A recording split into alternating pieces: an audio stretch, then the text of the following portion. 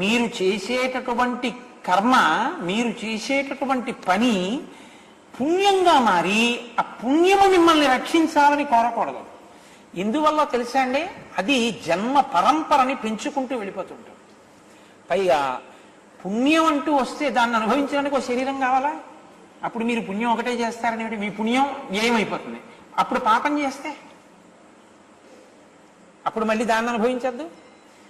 ఇప్పుడు ఆ పుణ్యము నాకొద్దు, పాపము నాకొద్దు, రెండూ నాకొద్దు అన్నారనుకోండి, చేసేసి ఉమామహేశ్వర పరబ్రహ్మార్పణమస్తు, నన్ను వాడుకున్నందుకు నీకు థ్యాంక్స్ అన్నారనుకోండి, ఈశ్వరుడు ఎంత సంతోషిస్తారు చూడండి.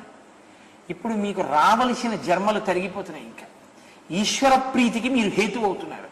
ఆ ఈశ్వర ప్రీతి కర్మలు చిత్తశుద్ధితో చెయ్యగా జ్ఞానావిర్భావమునకు కారణమవుతుంది. ఆవిర్భవించిన